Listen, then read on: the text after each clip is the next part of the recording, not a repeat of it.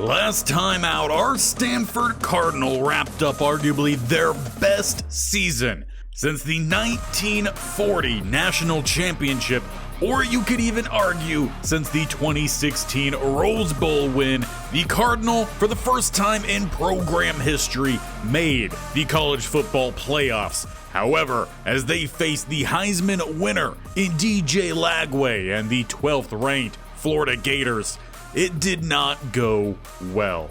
Defensively, they held Lagway to just 2 touchdowns, but offensively, they struggled to finish their drives, only getting 3 field goals in the game and losing 23-9.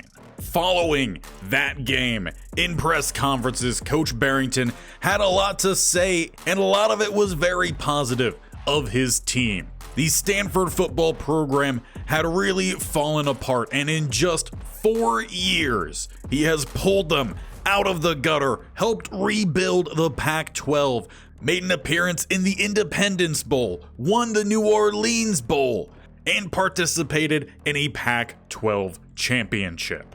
And while some may definitely argue that it should have been 2 Pac-12 championships, we've really come a long way. But today marks really the end of the original Cardinal. While there are still a couple more players remaining from that original roster, after 4 seasons, no original starter is still here.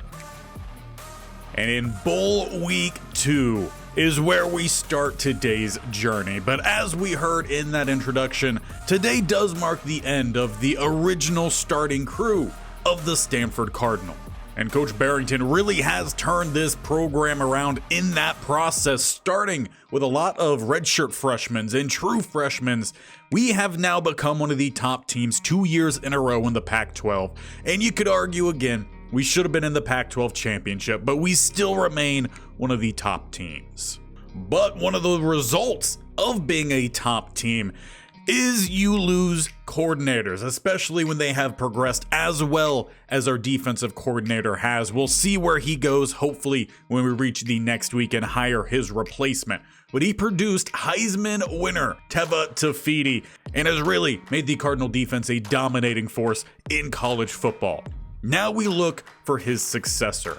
We play a 4-2-5 defense, and I already seen Terrence Antwine here, though it would be a different pipeline to what we had before. I want to say our previous pipeline was in Texas. We could switch to Metro Atlanta here if we go with Terrence Antwine. As for his talent tree, he does have the motivator, which we do look for, and he has tactician, which is great. On top of that, he could also help us out with recruiter. He very well might be our best option with a C prestige. The only other option that we have that truly fits our defensive scheme is Joshua Aruwarie, who has a pipeline of Southern Cal. Taking a look at his tree, he has the same but more fitted towards tactician, not much of anything towards motivator, and he could also help us out when it comes to recruiting. He also has C prestige, so we're not going to have anything higher than that. But I think what's going to make my decision is coming down to the talent trees. I really want tactician. That's going to give us certain boost. We would get XP growth a little bit more here with the motivator, but I want the upfront ability rather than the down the line ability. So we are going to hire Aruwarie as our new DC.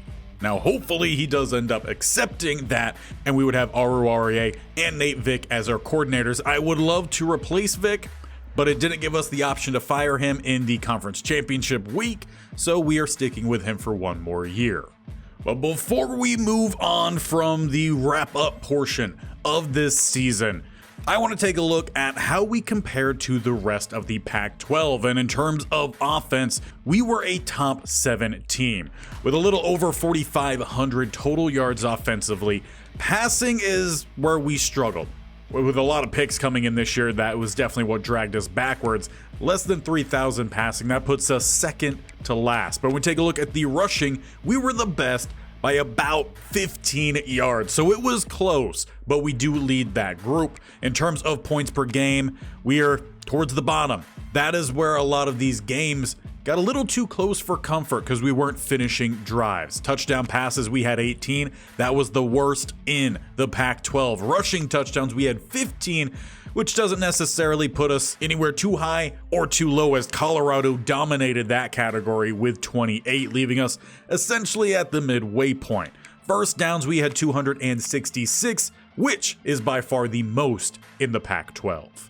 And while the offense maybe struggled picking up some yards, we actually did pretty well in conversions. Third downs, we hit on just about half of them. With 144 total third downs, we actually had the least amount of third downs in the pack.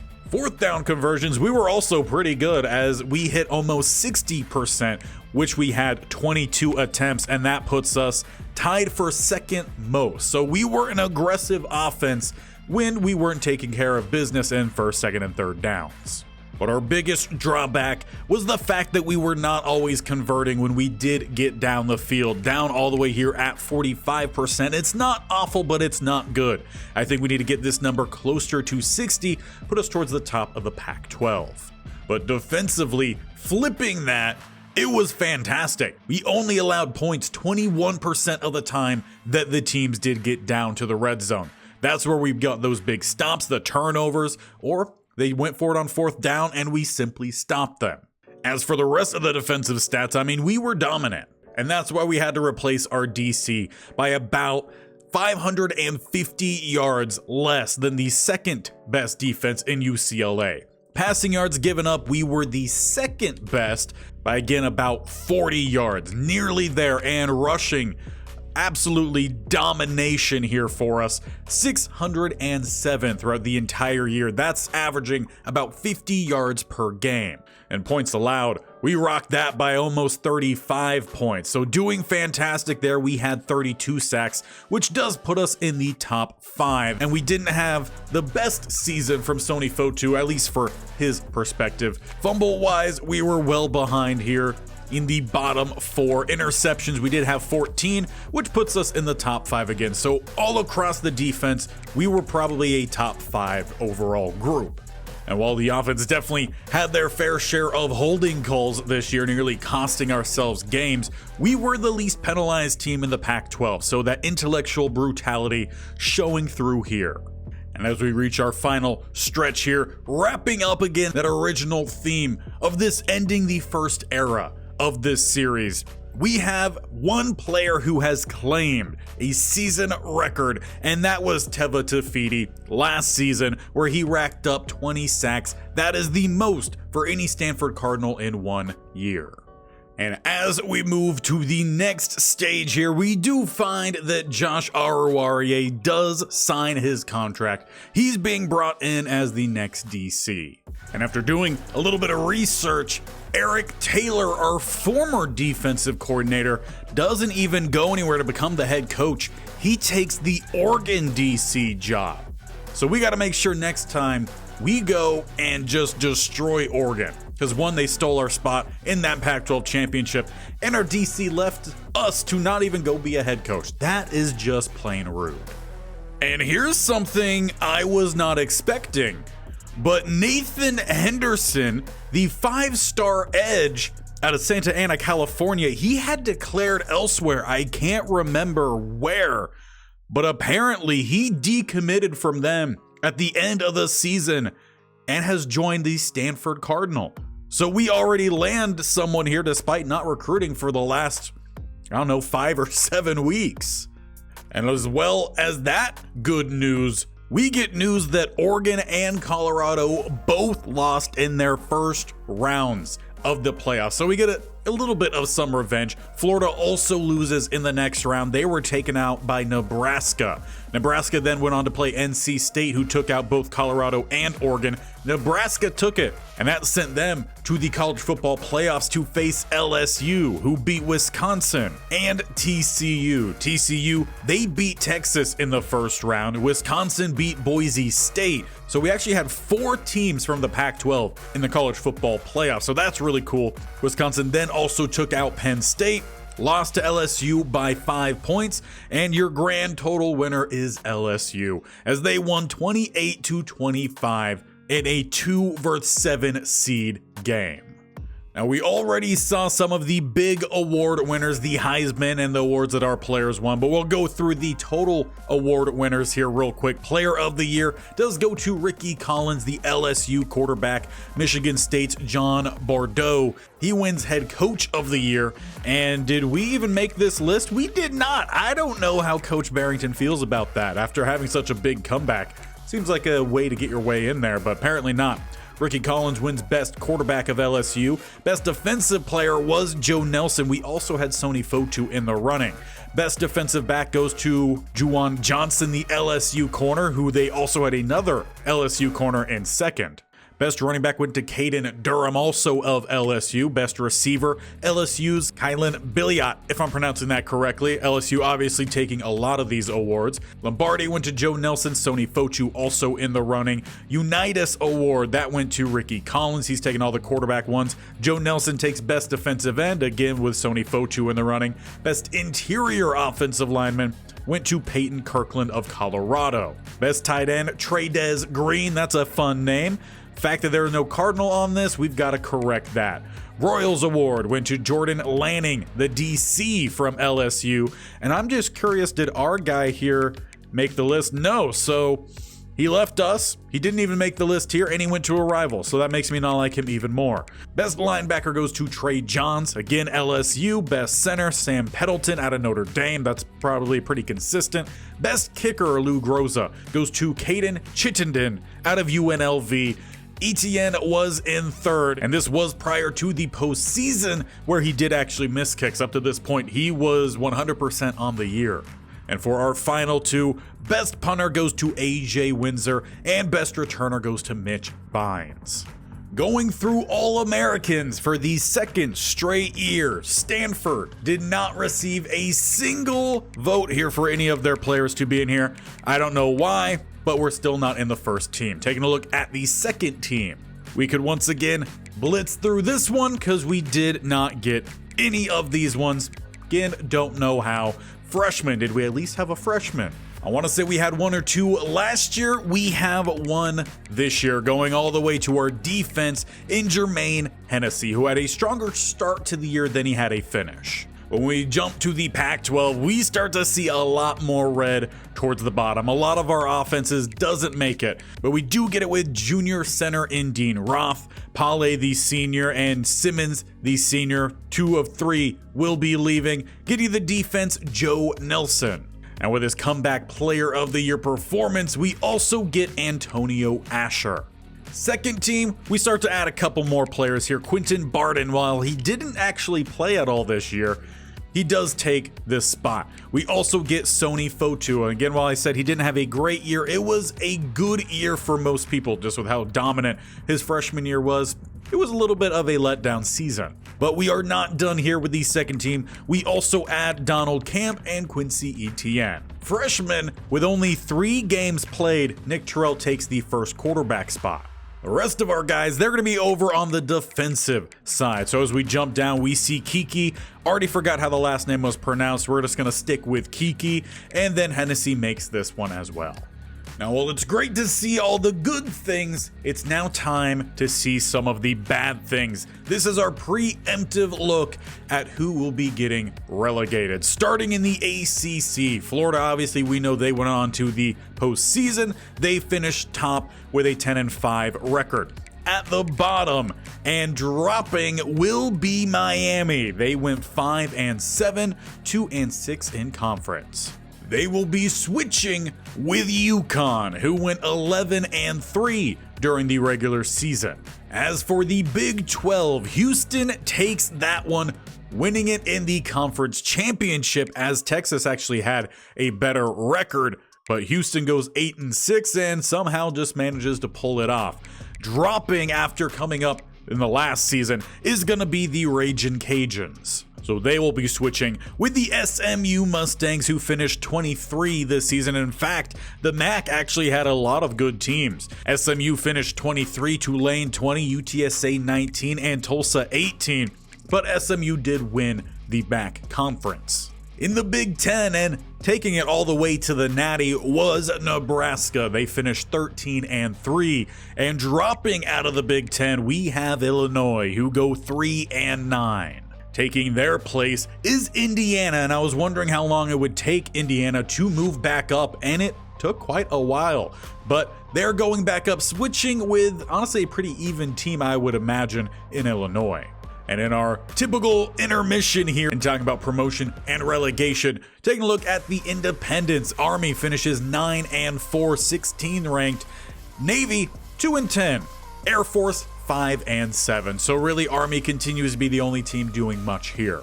Now getting back to the conferences, Pac-12 Colorado, we know, won that one in a dominating championship game over Oregon.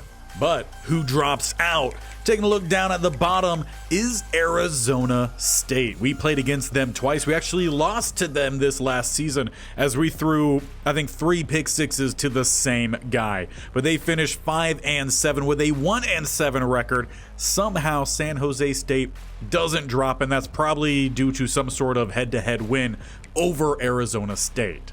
Taking their place, though, will be UNLV, who we saw, I think, had, what was it, best kicker or something like that? They had a guy who won some award. I already forgot, but they went 9-5 in season with a 5-2 conference record. And lastly, we got the SEC. LSU wins that one, and South Alabama could not hang for 2 seasons. Ole Miss does hang, as they returned in the previous year. And in this upcoming year, it will be USF taking the place of South Alabama as they finished with a 9-5 record, 6-2 in conference. And in a surprise conference called by Coach Bearington, he wanted to say goodbye, one final thank you to his seniors and those who may look to head out early, including in the graduating class. You have 4 starting caliber, though only 3 starters from the offensive line. And Elijah Brown, who really overcame a lot of up and downs this last season, he too will be heading out. On the opposite side of the ball, a multi-year starter in Benedict Ume also graduating. And we also had several key scheme players that will also be leaving. Coach Barrington wanted to leave him with one last thank you. But before he left the podium, he invited Dean Roth up to share a few words. And in simple, he declared to head to the NFL draft as a junior. But as house rules go, anyone who declares to the draft and would go in the 3rd round or higher, we do not negotiate with. And any running backs that do declare, we don't negotiate with no matter where they go. But we do only have one player declaring to go to the draft early, and that is Dean Roth, which makes it indeed 4 of our starters leaving after this season. We kept saying 4 before. I forgot that Barden was not one of our starters, though arguably maybe he should have been. In total, we have 2 players projected to go to the draft, and in the 6th round is Pale. A little bit of a surprise. I think Baklenko was the better of the offensive line. I think Barden also could end up making it, and maybe they do. Elijah Brown, probably just too low of an overall. And there's a couple guys, maybe will end up jumping in. Scott, while he never really got a chance to play, there was some good ratings, and maybe he ends up walking on to a team. But this is a pretty good group of seniors. And with the addition of Dean Roth declaring, that does open up more spots, which was filled ahead of time by Henderson committing or switching his commitment. And as the results came in on draft night, in fact, we did have quite a few more players get drafted. Dean Roth, the youngest of the group, he's our earliest guy, a 2nd round pick. One thing that I think would be cool is if they just tossed in a random team here who drafted him. That would just be a fun other touch. Pale, he went in the 4th round, which I believe was higher than what he was projected. Simmons also gets drafted 5th round, Baklenko 6th round, and Barden 7th round. So we had every single one of our offensive linemen who were going to leave or declared to leave get drafted. So that is fantastic for us and should help us out when it comes to recruiting.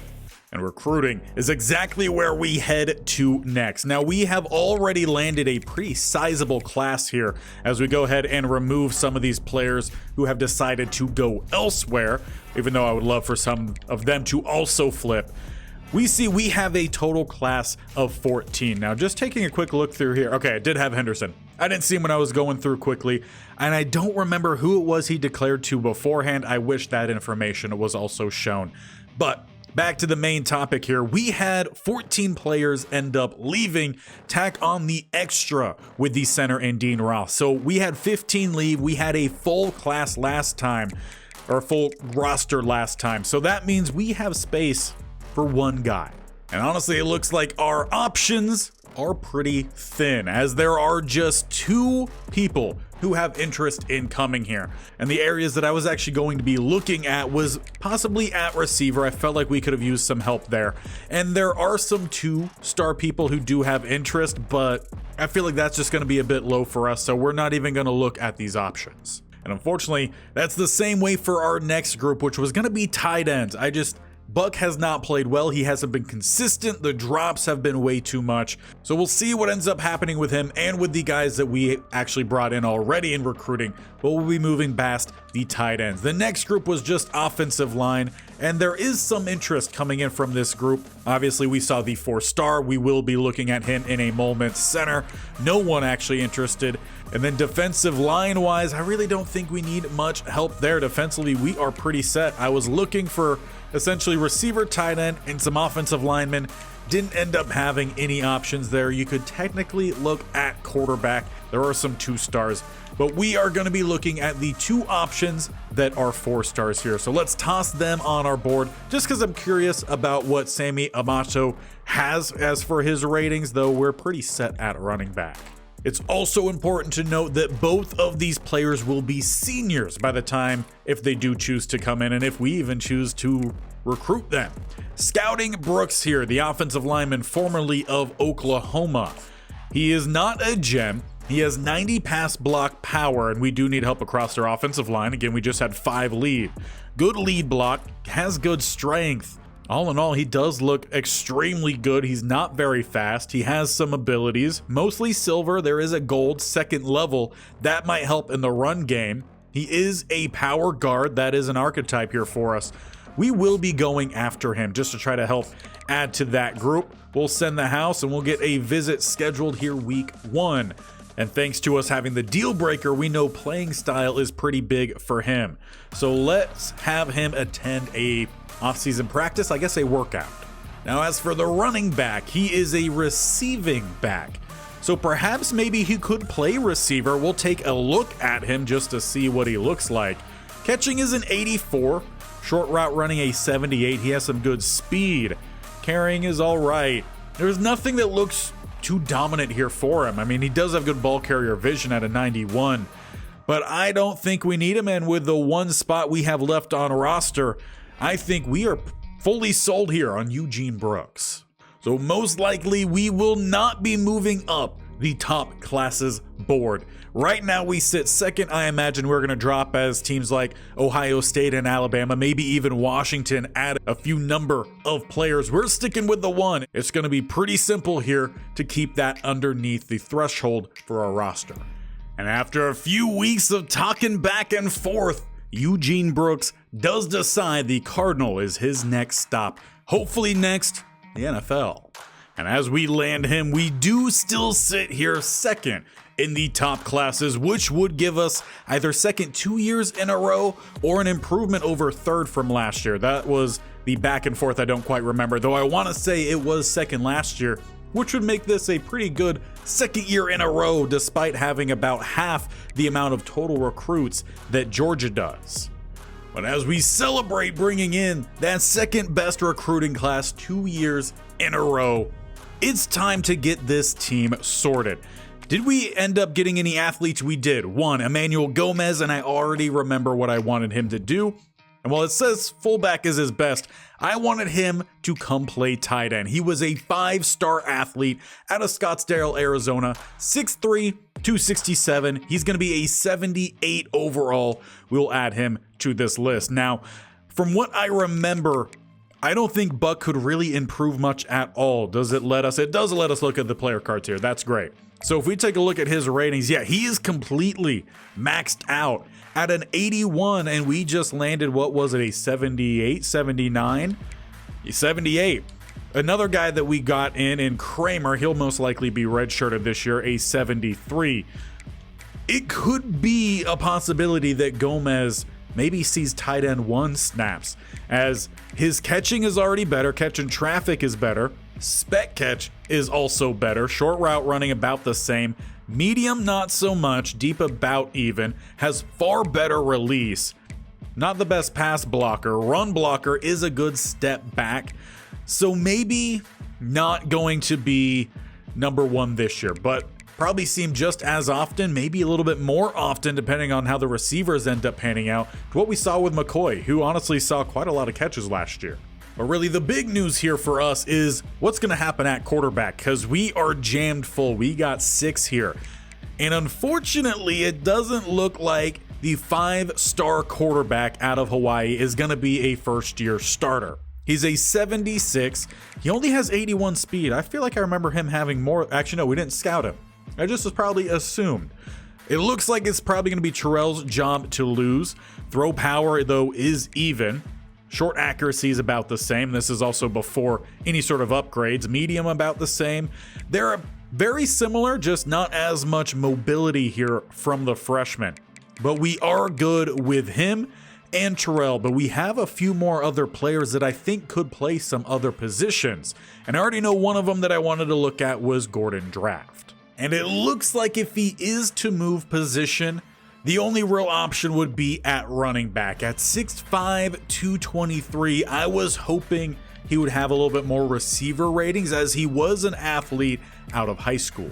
Now, taking a look at our running back depth, I don't think that would be an awful option. We do have Zach Thompson, who's going to be a power back. We have another power back in Larry Sulai, I believe is what I've been saying. He was a redshirt last year. We don't have that more athletic style like what we have here in Parrish, so that is something we could look to do, moving him, but he doesn't have another redshirt year. Perhaps maybe Draft stays where he is. Montrell Avant. He played a little bit of some emergency receiver for us this last year. That's down at a 68. Running back is at a 70. So where I thought some of these players might have a little bit more flexibility, it doesn't quite seem like they do.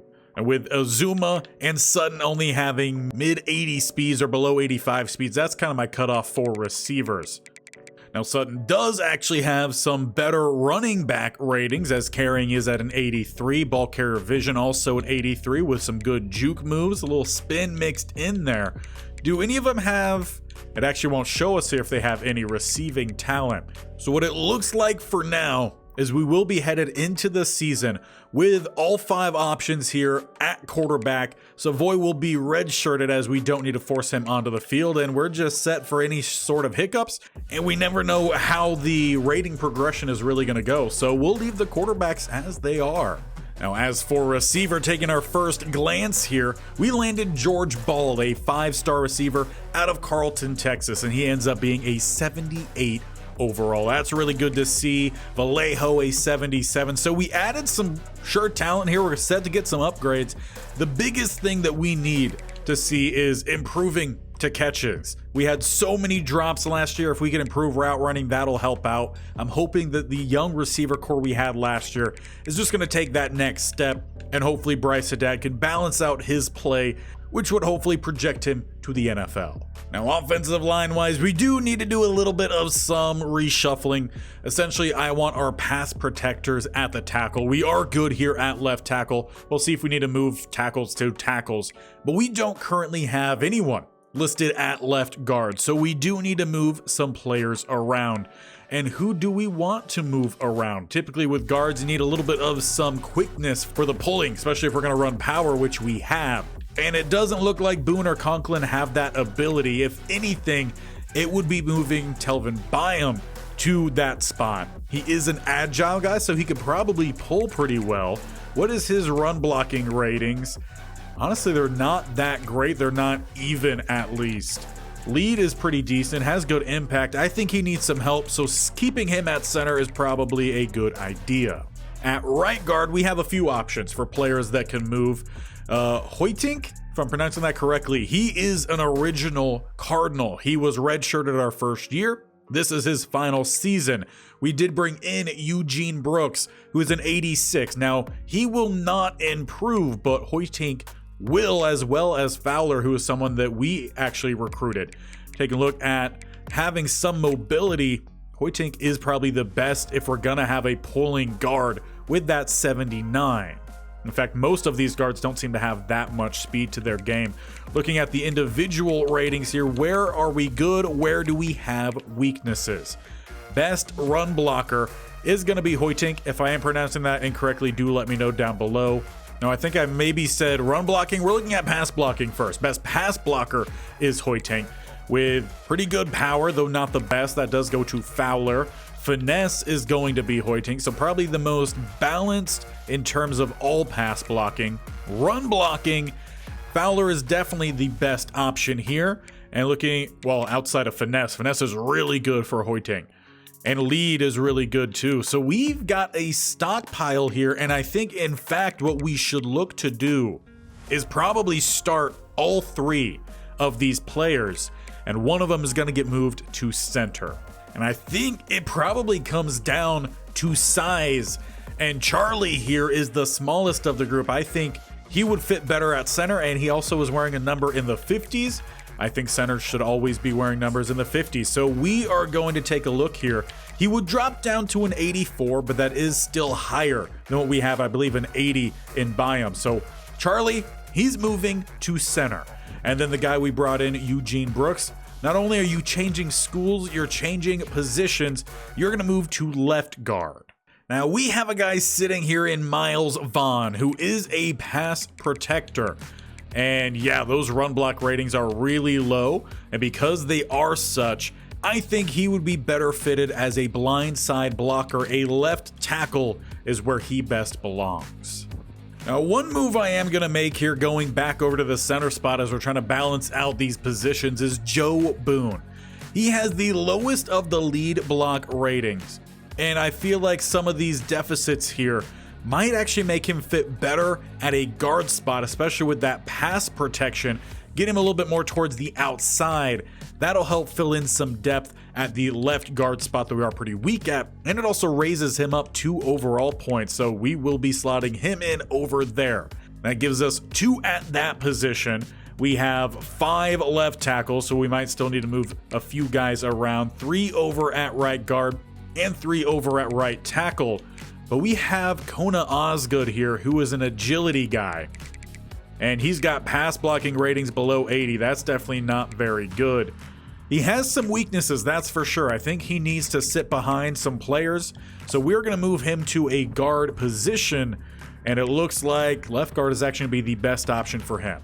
So with just 2 right tackles, we'll head back over to the left-hand side. We need to find some balance guys, some guys that can run block. And I see Emmanuel Ajala here, if I'm pronouncing that correctly. He has some good run blocking, best run blocking ratings here with some pass blocking ratings. He's a good fit for that right tackle position, and he goes up 3 overall. Definitely making that switch. That leaves us 4 on this side with 3 on the other, and now he's currently in line to be the starter at that spot. And getting over to the defensive side, there's not much to sort out here. The only thing I did actually end up doing was just even out some of the linebackers, since again we run that 4-2-5 defense. They all play a similar style, so not much to sort out there. We've got a lot of guys that are set to improve or not improve, and that's the biggest part here of our offseason. And as the offseason would move along and all the training would go a course, Coach Barrington would stop in and talk to the media, trying to hype up his team this year to make sure they'd get some better positioning in those championship games. But he had to announce that there was a lot of good to see in this offseason, a lot of surprising players jumping up, and a couple disappointing players who did not perform as well as he was hoping. But as we do find out the results, Rico Cote is up to a 94 overall as he will play his true senior season and most likely be headed to the NFL potentially as our first round player. We also see a really big jump here from Jermaine Hennessy, who did make the freshman All-American team. Next up is Maxwell Richardson, so we're going to have a dominating linebacker crew here as both Cote and Richardson return as third-year starters. Antonio Asher is technically a lower overall here than Hennessy, so we should have shutdown corners on the outside. Joe Nelson, he's up to a 90, and we also have Fowler up to a 90, so that gives us 6 total players in the 90s. We have a bunch of players high in the 80s as well, and a lot of this is going to include some of our offensive line. But let's go position by position, and once again, we're going to have a quarterback competition, as all of our quarterbacks outside of the true freshman in Savoy who will be redshirted are about the same overall. We've had the same thing happen each and every year. None of these quarterbacks really standing out from the crowd. Montrell Avant comes in as our technical highest overall, though Gordon Draft is right there with him. And we might have a 2 quarterback system this year. It's all going to depend on how well they do. Now, Nick Terrell, he was in line to be our starter. He does not receive the biggest jump. He is tied for the strongest arm here with Avant. Avant has the better short accuracy by almost 10 points. In fact, Terrell is tied for the lowest short accuracy. Medium, he's also tied for the worst there, and deep tied for the worst. As it looks like right now, Montrell Avant might have come out here and might have solidified himself as the starting quarterback. We'll have to see how the play on the field looks when we get to some on-field action. But this should be a really good competition this year. At the running back spot, we also have a little bit of a surprise. Montrell Dog, while he does improve, does not improve as much as Zach Thompson. Both are going to be 85 overall. The senior in Parrish and 88. So we got a 3-headed attack here at running back.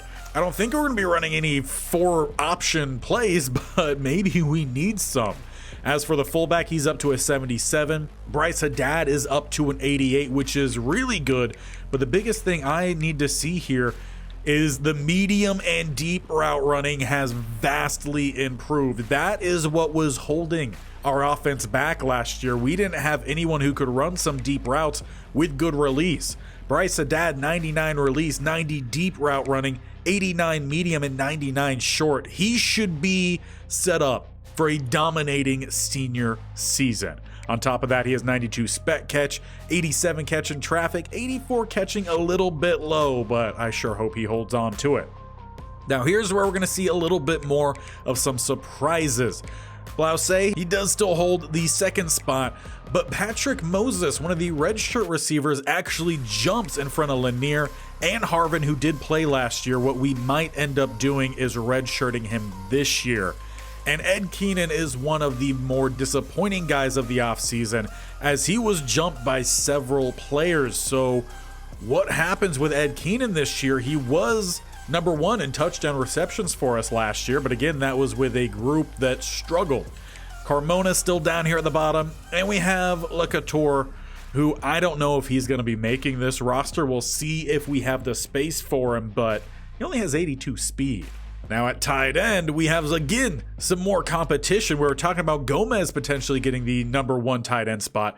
Now we have Curtis Aneni, who jumped up here, and just taking a look at his player card, he does have the impact for his development.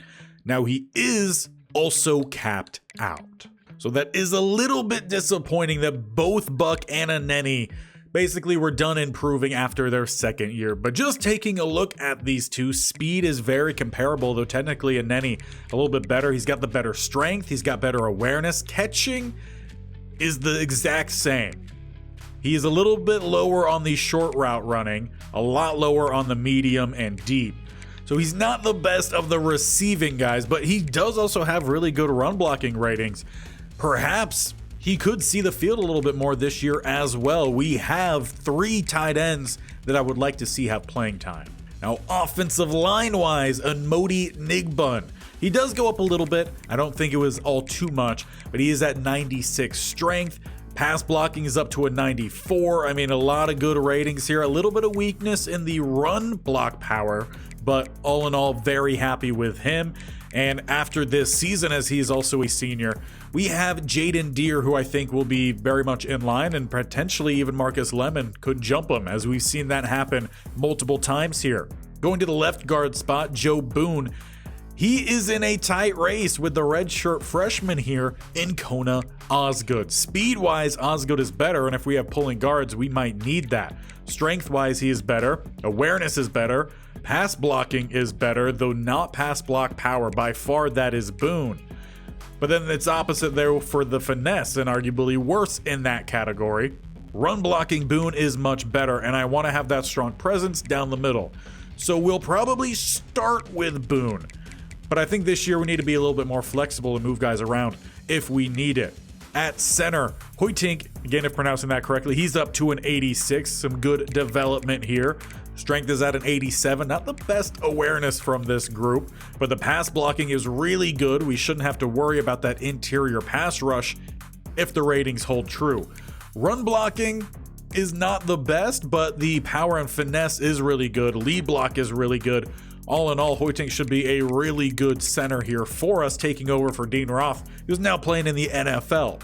Fowler up to a 90, but we also have the redshirt freshman here in Enrique Heath. Now, he is a star development guard, and he's got a lot of room to improve that pass blocking, the IQ, quickness, and footwork. The run blocking is set in stone, but it's already very good, and the power as well. And perhaps if we don't see good play at center or even at the right guard spot, we have 3 different guys who could all start here. Heath is looking really good, but Fowler will be the starter. The only real worry was that pass block finesse, but it's really not going to see much improvement over that of Enrique Heath. So we'll give it to the junior, see how he does, and Heath might take over perhaps next year. Or there's also the third option that some of these guys, they start over at right tackle. Ahala, he is an 84 overall. Speed isn't too bad. Strength is a good bit low at right tackle.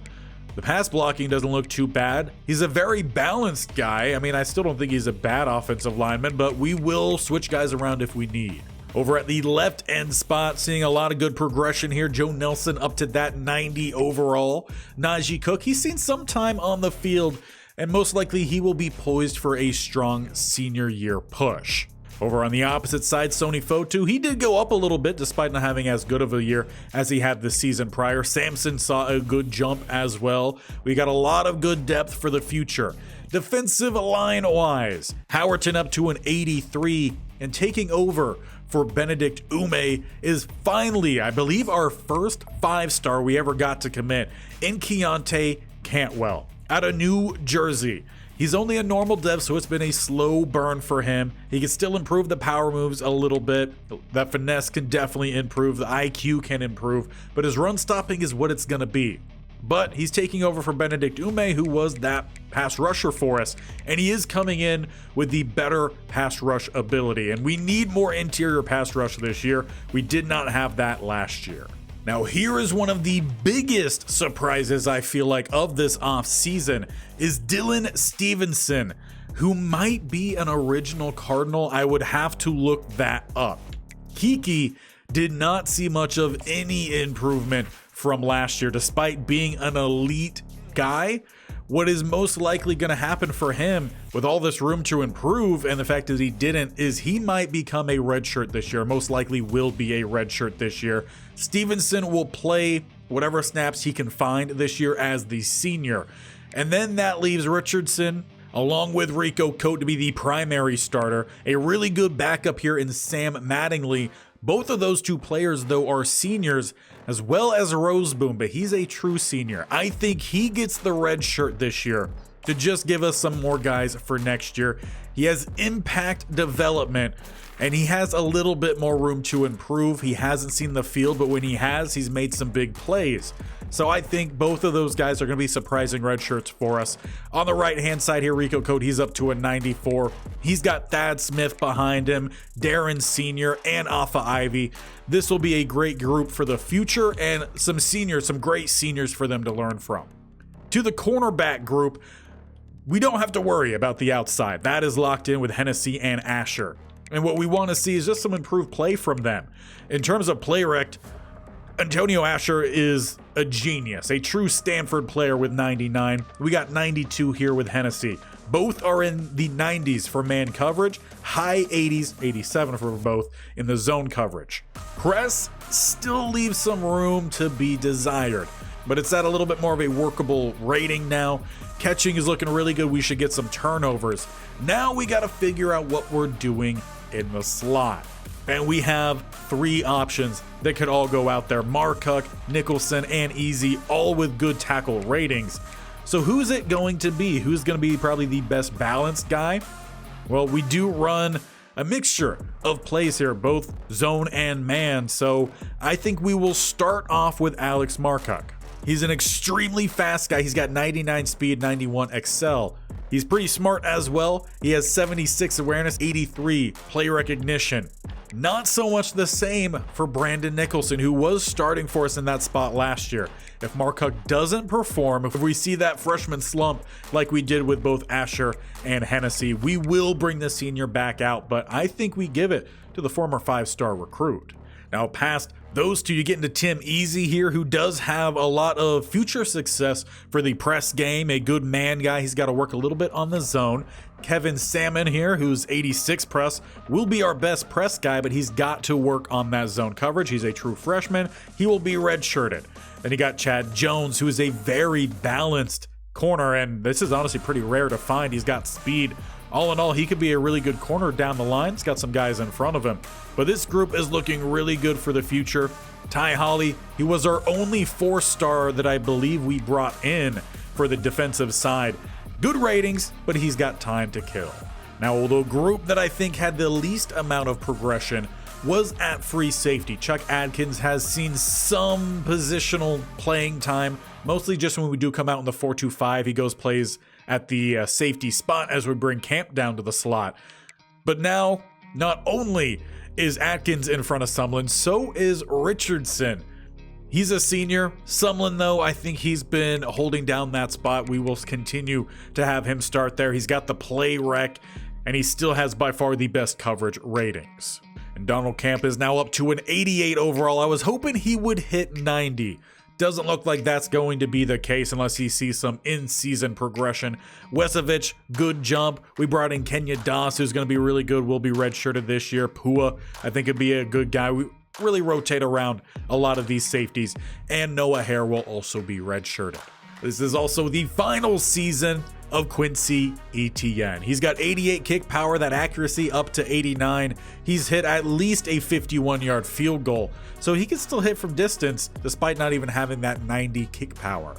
And as we now look to start getting things set up for the next season, it's time to take a look here at what our schedule currently looks like, and it looks like they're splitting things up a little bit this season, and we don't have our normal Notre Dame battle here late on in the year. In fact, we're going to have 4 straight divisional games to wrap up the season. Arizona, Washington, Oregon, and then San Jose State, so at least finishing with a rivalry nonetheless.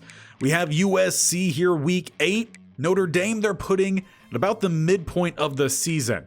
Now, the games I would be willing to move around here, Boston College. Not exactly sure we need that one. Tulsa and Fresno State. I would like to get an SEC team put in here. And here's what I got. Considering we don't know what's happening at quarterback this year, I want us to have a softer game to start the year. Now, saying softer is not exactly as soft because Coastal Carolina, they actually made it to the college football playoffs. Not last year, but maybe the year before that, or was the year before that. But during our time here, they have made it. I want revenge against Florida. We're scheduling them in week 3. That will be a home game. We also will be hosting Alabama in the battle of Cardinal versus Crimson. Then after that, we jump into Notre Dame. So we've got a lot of big games to start off this year. 3 Florida, 12 Colorado, 11 Bama, 23 Notre Dame, 15 USC, 10 Oregon, and who knows, maybe Washington might pull themselves back into competition here. Either way, we're putting together a tough set of games because I don't want there to be any question over if we get the wins, that we make our championship games, we make a good bowl game, we make it back to the playoffs. But I'm also sure that it would be good for these recruits to see that we are not shying away from competition and trying to spread that Stanford influence back across the entire nation. Now, looking even further to not even this next year, but the year after that with recruiting, what are our needs and how many guys do we look to bring in? Well, we currently have 19 players who will be seniors. Now, we might have a couple juniors end up declaring, but we're looking for a class probably around the 20 size. And as it stands right now, there are only 3 5-stars that are currently interested in us, which is strange because we just are coming out of making it to the college football playoffs, the highest point we've got so far. We have a linebacker who is second overall for all linebackers, a receiver who is also second, and second again here for athlete, though that is kind of all over the place. Listed as a tendency of scrambler means probably quarterback at 6'1", 214. Maybe he has a skill set of some running backs, but I'm not really going to be looking at quarterbacks this year. We have by far too many. But if we look beyond just interest level, let's take a look at our pipelines here and make sure that we are bringing in, or at least taking a look at, every person from our pipeline. Again, that is not the quarterback. So Portillo, not going to be looking at. Mendez, we will be looking at. Already looking at Kerner. And Nelly was the quarterback athlete we saw earlier. But we've got a good handful of guys here that we could take a look at, including number 1 in Alex Augustine, who is a right end. Now, the good news is there's also a whole lot of 4-stars that are interested in coming here.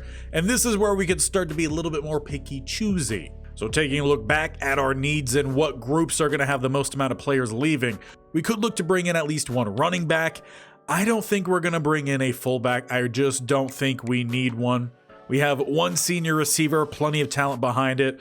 We could still look at tight ends because we only have 3. Buck will be graduating. Offensive line, I'd always like to bring in some, and we can look at both guard and tackle. Defensively, we need to bring in some linebackers. We have 6 underclassmen, and we have 5 seniors. So we'll look at the linebackers for sure. Probably should look at DT. We will be thin at that spot after this year, only having 3 remaining. And safety, maybe we'll take a look at as well.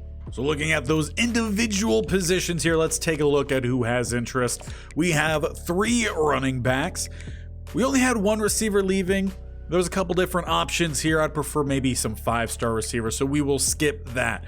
Taking a look at the tight end spot, there is only 1, and it's a blocking tight end in Dan Carney. We might take a look at other options outside of pipeline and outside of interest than for 5 stars. Offensive line, we got a lot more interest here. And for tackle specifically, we prefer more of pass blockers. And if they are not pass blockers and they're agile or power, they got to be a little bit bigger than 298 pounds. So good news is at guard, a little bit less for us to take a look at here. A pass pro, we'll take a look at those. He might bounce to the outside. A lot of pass pro guys.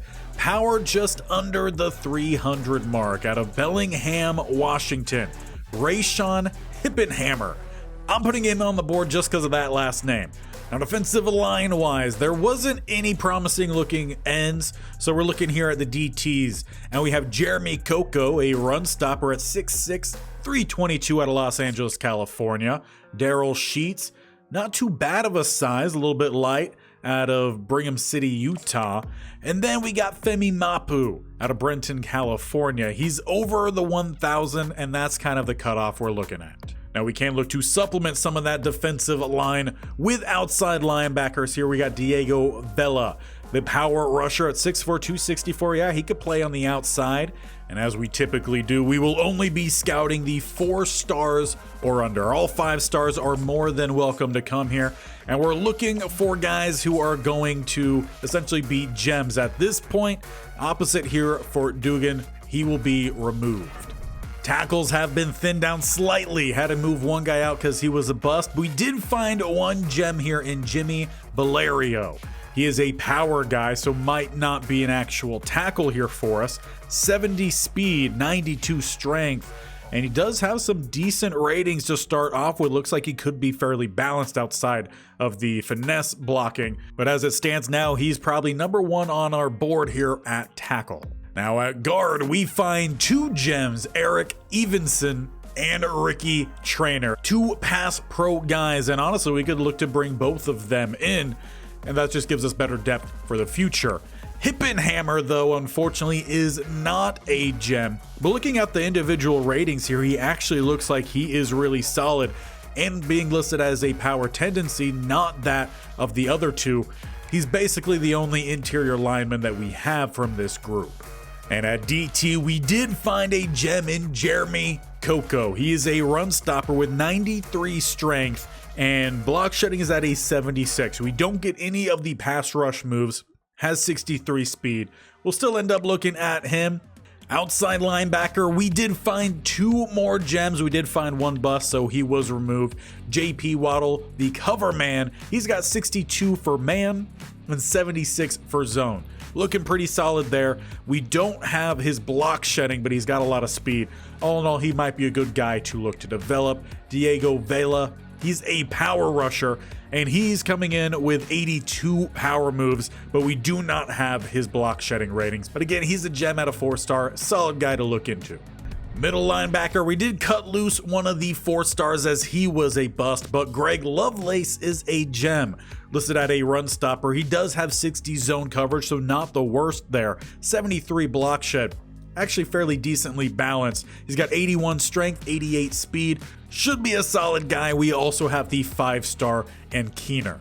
And then at strong, we cut one, we kept one, a gem and a bust. Braverman gets the edge as he is a hybrid as well as that gem. He's coming in with 73 for his play recognition, 72 tackling, 77 man, and 72 zone with 95 speed.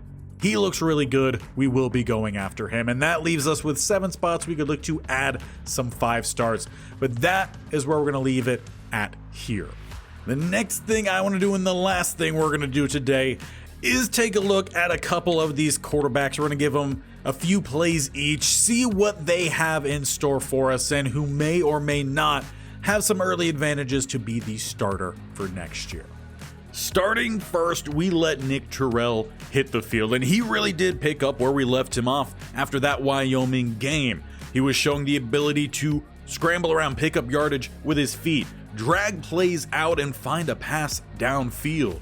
Ultimately, the only negative that we had from him last year and why he was capped at the 3 games rather than 4 was his inconsistency against USC. Under pressure, he showed signs of struggle. That is not what we saw during practice this offseason. He was delivering nice, accurate balls on the move while under pressure, and his receivers were able to catch that and get some extra yards. We also saw that ability every single level of the defense, short, medium, and deep, while always having that threat to scramble. Next up was Montrell Avant, who was the primary backup at quarterback throughout the entire last year. And he too has shown a lot of progression from where he was. His accuracies now sit highest on the team across the board. He does still have some ability to run around if he does decide. In fact, he's got the best acceleration on the team, though not the best top end speed. But he showed more versatility than any of the other quarterbacks. The deep ball was fantastic, opening up this offense that we did not have last year. Medium passes there, short passes were there. And he put himself in a very tight race for that first spot. In fact, there wasn't even a negative mark put down from Coach Barrington. He also added that with the new receivers stepping in this year, they too had a fantastic connection with Montrell Avant. But we did not stop there. Gordon Draft, expected to switch to receiver or running back this year, stayed in at quarterback. He's the team's only lefty, and he provides the most amount of speed at that quarterback spot. Saw a lot of it late on in the season last year, and potentially could be used this year, but he used the offseason to show off his arm talent. And despite, again, being primarily a running quarterback, his deep ball looked very impressive, finding receivers on the move, down the middle to the outside. He delivered a lot of key passes. Like getting every quarterback out on the field. Dwayne Azuma, the redshirt sophomore, second oldest on the team. He also, just like pretty much every single one of these quarterbacks, showed promise to be a starting quarterback. He was delivering good balls. Don't know if Azuma did enough though to really put himself in a race for that QB1 spot. Next up is Trey Sutton. He's a redshirt freshman, same class as Nick Terrell. He has some solid short accuracy, showed good balls everywhere down the field, again focusing in on that spread style, but not in the running. We finished up the QB practices taking a look at the 5-star true freshman in Savoy, and he looks like he could be very good down the line, but he needs to work on that mobility. He was a little bit slower in the pocket. As it stands right now, he is a field general with the upside of having some scramble ability. So in terms of who truly has a chance at the starting QB spot, Montrell Avant, a former 3-star recruit. The only negative with him is he is capped out with his arm strength and accuracies. Being a redshirt junior is not awful, but you would want room to improve. Gordon Draft, I think he could be kind of what we used him as last year, a little bit of that change of pace. He's a former 4-star recruit, but similarly to Avant, he's about capped out. That arm accuracies can improve, arm strength will not, and his quickness is capped as well. Now Nick Terrell, he was the front runner heading into this offseason. He did not see as much progression as we were hoping despite having that elite development grade. But the Caps, they could all improve. He already has 94 throw power, that could improve. Arm accuracy ratings, those can improve, plus a little bit more quickness as well. That would only happen if he gets on the field. And the same could be said about Savoy, the 5-star quarterback who is also an elite dev. He will have his first year redshirted to see some initial dev, but the Caps are looking really promising for him, and eventually this will become a tight race between Savoy and Terrell. But I would like to hear from you. From what you saw there, of course, it's all just highlights, not showing everything, but of the 3 quarterbacks in Montrell Avant, Gordon Draft, and Nick Terrell, who should be the starting quarterback? We've got a lot of options, and it doesn't mean whoever starts in week 1 is going to be the starter throughout the whole time. I was not imagining I would like Montrell Avant, but he looked extremely good in being able to spread out the offense, something that we really needed last year. We didn't have, and we still made it to the playoffs. If we add that deep ball game, even a little bit more medium passing to the offense, if the O-line holds up, we could see a whole new group. So let me know what you think down below. And while you're already down there, go ahead and click either that bear icon on the bottom right or the subscription button, and definitely tap that bell icon so you're notified of when this series goes live. We are here every single Monday, Wednesday, Friday with the Jags franchise every single Tuesday and Thursday. We got a lot done here in the offseason, but our job with the Cardinal is not done. We need a natty. Can we head back to the playoffs in the new era of Cardinal football?